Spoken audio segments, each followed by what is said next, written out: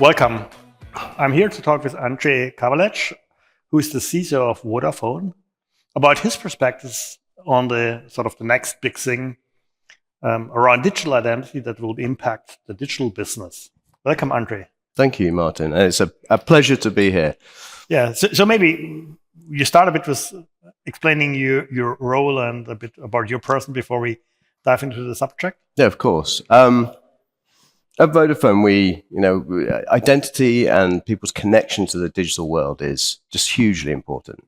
We have over 330 million users around the world, one of the most globally diverse and largest telcos. And we recognize that actually being able to stay connected and to use all the digital landscape at your fingertips is critical today.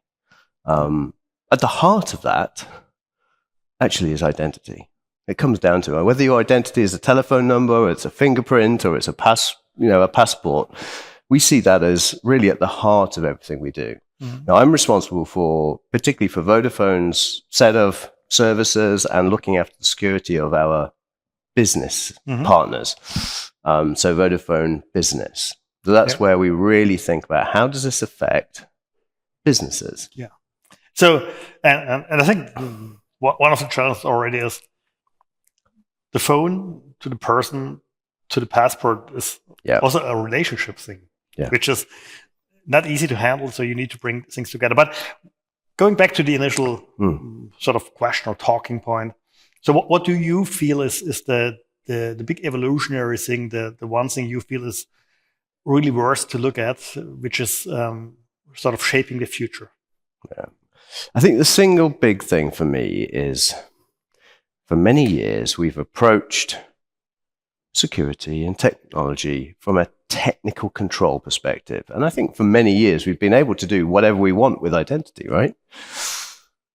But we've never really focused on the user, the employee, the citizen, and how they can use these things. And as individuals, we've become, habitualized to operating in a really imperfect world. It's as though that we think it's okay to have a different key for every door, window of our house and our car, and we think that's okay in a digital world where that complexity is huge.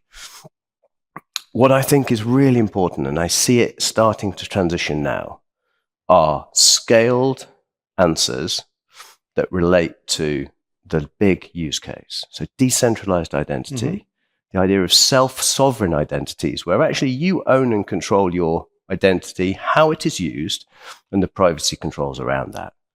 Yeah. And then the technical controls, like a wallet, give you some of the tools to do that. For me, that's a huge shift in moving it into almost a user-centric question rather than a technology-centric set of controls. Now, I like what you're saying with the user centricity, let's say also the business case perspective at the end, and then the technology that helps solving us. Yeah. And at the end, I think there's something very important, and we had it in a talk here at the European Identity Conference earlier today, where one said we should always keep in mind we issue the verifiable credentials to the holder. So, for instance, to me, not to the wallet. Yeah. The wallet then is the means which I decide about where to put it. Yeah. And I think this is very important to take this user perspective. And I think we can do a lot of things better and easier. And we must not, so to speak, take the keys example. You had to sort of repeat where we didn't do super well in the real world, when we can do it much better. Which, by the way, brings me always to one of the things I think are which really drive me mad. That is when we have the human as the weakest link in security. Yeah. So I always say, first it's discouraging. Yeah.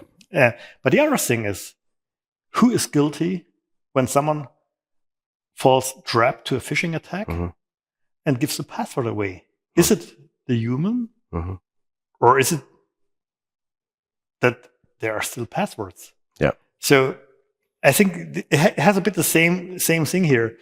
We can do better, and I think this is really important. And I'm with you. Decentralized identity is really an important thing. How do you envision decentralized identity then come into play for a company such as yours? So I think there's two ways this plays out, and I love your. Let's just hit that. The user being the weakest link in the chain. Actually, I've flipped that on its head. Right?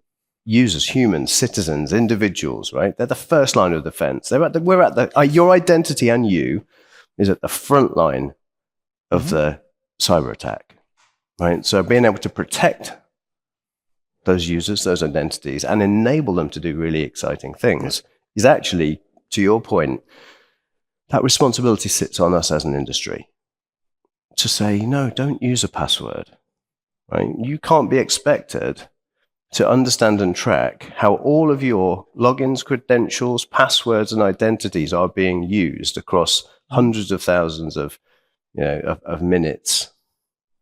I always think about, when you walk along a beach and you're sort of, you look back and you can see your footprints in the beach, and it's very clear where you've been and what you've done. And then if you've got on the beach with friends, after a few hours, the beach is just sort of a mix of different pieces. I don't think individuals should be responsible for understanding everywhere that they've been and touched and trodden. So we need to give them tools to help manage them. Your question around decentralized identity, I think, if we've solved the technical problems, it becomes an adoption issue. And that's where I think we've failed many people and organizations. We have multiple standards, we have multiple adoptions, we have different states and different member countries all adopting in different timelines at different speeds to slightly different ways. I see that coming together and normalizing in the EU. That doesn't help in the UK and other countries. However, for large businesses like us, we've got the scale to understand and manage a Vodafone employee identity and those components. I see the real challenges for smaller businesses. So if I look at the EU, there's 24, 25 million SMEs, so small or medium enterprises. So those are businesses with less than 250 people. Actually account for about 99% of all businesses in the EU. So about 86 million people, employees.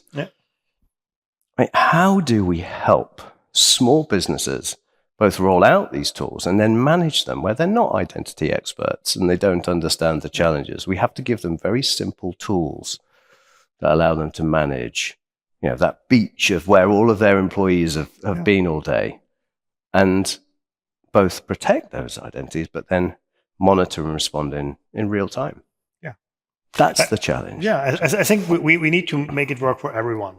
And I think also telcos are very well suited to play a very important role, both for the SMBs you touched, but also for the consumers. You especially as Vodafone being very global, it means you're seeing at the end of the day you also need to make it work in as uniform way as possible across geographies. And so I think, yes, that's a very important thing. And so as I've said, I'm anyway advocating decentralized identity for a long time. What I feel is we are currently at this sort of inflection point where we are seeing the concepts sort of being applied or discussed on how in context of the real business use cases, so which helps us understanding what is there and what is lacking. And I think this is a very important stage right now to fill the gaps, to close the gaps, and to further innovate, so that at the end of the day we can cover the use case. And this goes back to what you said at the beginning. We need to think from the user and from the business case, and then have the technology to serve this. And I always think, what will this make? What's the difference? The so what? How will this make the life of an employee or a business owner different? And that's the key, right? Can we make it simpler? Can we really help you understand and manage your identity exposure, your sprawl of interactions, Can we reduce your attack surface where people are, again, people are the front line. And most cyber attacks use valid credentials. Those credentials are taken from somewhere and used against people. It's not their fault that their name, their address, their credentials have been stolen and sold to a broker to then use to attack them or somebody else, right? As you said, that's not where the fault lies, but we have to understand that's the reality and help put those things in place. Yeah. If we keep approaching the problem, I think from a purely technical perspective, we miss, to your point, the business case, the use case, and we miss okay, how will this make your life easier or better?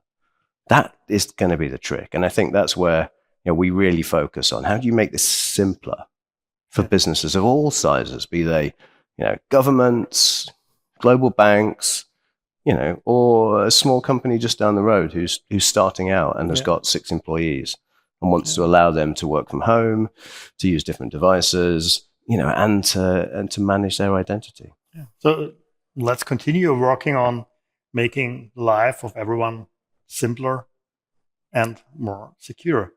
Andrzej, thank you very much for spending the time with me, and thank you to everyone listening to us. It was a pleasure having you here. Thank you, Martin. Thank you.